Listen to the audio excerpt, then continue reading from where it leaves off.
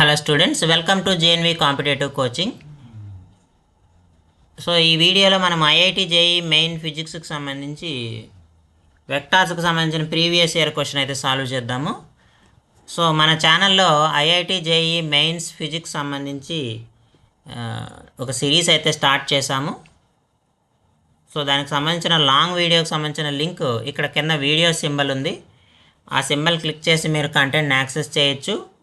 లేదంటే video description బాక్స్లో link ఇస్తాను, అక్కడ కూడా మీరు కంటెంట్ యాక్సెస్ చేయొచ్చు. సో కంటెంట్ యాక్సెస్ చేసి మీ అభిప్రాయాన్ని కామెంట్ రూపంలో అయితే తెలియజేయండి. ఇప్పుడు ఈ క్వశ్చన్లోకి వస్తే, if two vectors P bar Q bar ఇచ్చాడు, they are perpendicular to each other. So ఇక్కడ నాకు P bar is perpendicular to Q bar అమ్మ.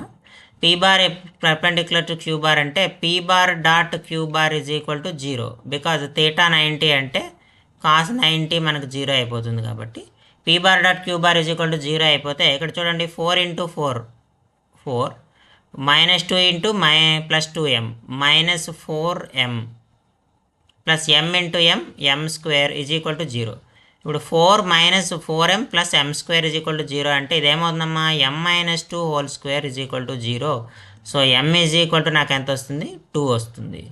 సో కాబట్టి m వాల్యూ ఎంత అంటే 2 వస్తుంది, when p and q are perpendicular to each other.